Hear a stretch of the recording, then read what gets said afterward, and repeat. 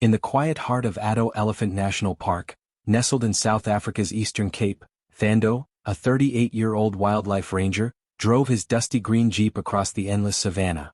For over a decade, he had devoted his life to protecting the animals that roamed these wild lands. Lions, elephants, rhinos, each one held a special place in his heart. That morning the park was unusually peaceful. The golden grass swayed gently beneath the rising sun, and the only sound was the soft crunch of tires against dirt.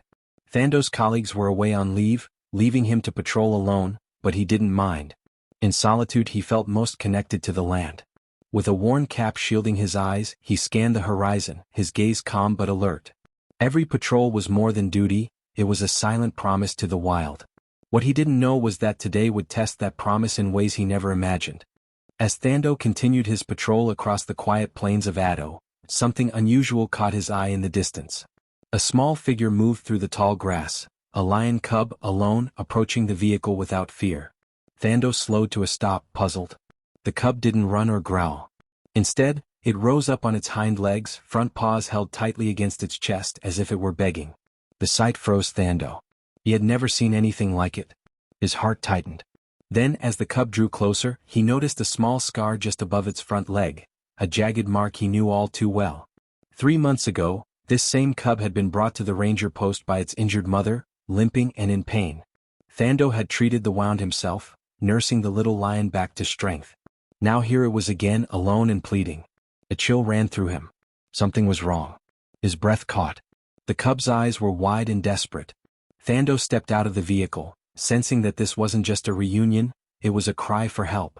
The lion cub turned swiftly, casting one last glance at Thando before trotting ahead through the golden, sun-scorched grass. Thando followed without hesitation, heart pounding with worry. The heat pressed down, each step through the brittle terrain weighing heavier on his legs. About 500 meters in, the cub stopped. In the distance, barely visible beneath the shade of a twisted acacia tree, lay the lioness. Thando's breath caught in his throat. The mother lion was sprawled out, her body tense, one paw clamped tightly in a rusted iron trap. Blood seeped into the dry earth around her. The cub whimpered, circling its mother, then looked at Thando with pleading, tear-shaped eyes that pierced straight through him. The lioness lifted her head slightly, letting out a low, pained groan, but didn't growl. She had recognized his voice. Despite the agony, her eyes were calm. She remembered him. But Thando felt the weight of danger. One wrong move and the lioness might react. And if poachers had set this trap nearby, they could still be watching. His mouth was dry, but his resolve held. He knelt slowly, whispered gently to her, and prepared to do what no one else could, save her life again. 3 months ago, this same cub had been brought to the ranger post by its injured mother, limping and in pain. Thando had treated the wound himself, nursing the little lion back to strength. Now here it was again, alone and pleading. A chill ran through him. Something was wrong. His breath caught. The cub's eyes were wide and desperate. Thando stepped out of the vehicle, sensing that this wasn't just a reunion, it was a cry for help. Thando moved slowly, every muscle alert, his eyes locked on the rusted steel trap gripping the lioness's leg. It was massive, clearly meant for a rhino, not a lion. The jagged teeth of the trap had pierced her skin, but thankfully, it hadn't crushed the bone. Still, blood trickled steadily and the lioness trembled with each breath. He whispered gently, reaching into his pocket for a folded cloth to pad the edges. Then, with a grunt, he pressed down on the old mechanism. It resisted, creaking ominously, but with one final surge, it snapped open.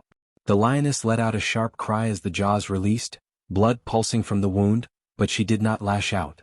Instead, she collapsed slightly, exhausted, relieved. Thando jumped into action. He sprinted back to the jeep and grabbed his first aid kit, his shirt soaked with sweat. Back beside her, he knelt, carefully cleaning the wound, using antiseptic spray and sterile gauze. The lioness flinched but stayed still, eyes fixed on him with a trust that felt almost human. Nearby, the cub danced in circles, tail flicking in joy, occasionally nudging his mother with his head. Thando paused to watch them for a brief moment, a family saved by a thread of compassion. He finished wrapping the wound, tightening the final knot on the gauze, and sat back on his heels. His hands shook, not from fear but from the overwhelming weight of what had just happened. A man, a lioness, and her cub, bound together by instinct, memory, and something deeper. As Thando wiped the last trace of blood from his hands, the lioness slowly lifted her head. Her golden eyes met his, not wild, not wary, but full of something deeper. Gratitude. In that quiet moment, time seemed to pause. No words were spoken, but none were needed.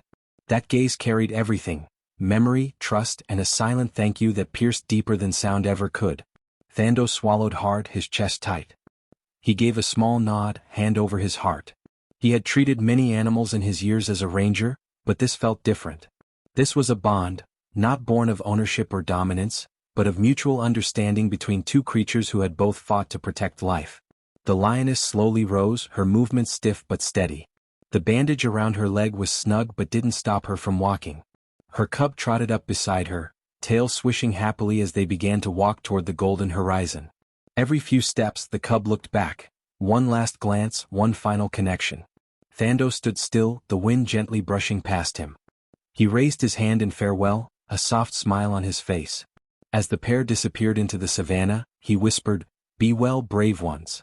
He knew he would never forget this day. And somehow he knew, neither would they. Back at the Kruger Wildlife Education Center, Thando often found himself surrounded by wide-eyed visitors, eager to hear his stories. But there was one tale he never tired of telling: the day a lion cub stood on two legs and asked for help. As he recounted each moment, from the cub's pleading eyes to the mother's grateful gaze, his voice would soften, his heart full. Children listened in awe. Adults were moved to silence. It wasn't just about saving a lion, Thando would say, his hand resting on the old iron trap now displayed behind glass. It was about listening when nature speaks, and choosing compassion even when no one is watching. The story spread beyond Kruger, shared in classrooms, blogs, even documentaries. People everywhere were inspired by the courage of a cub and the quiet strength of a ranger. Thando's message echoed far: we are not separate from the wild. We are part of it. In a world that often forgets to care, one simple act of kindness had sparked something far greater. A reminder that even the smallest choices, bandaging a wound, answering a silent cry, can ripple through generations. Because love for nature, once lit, is a fire that never dies.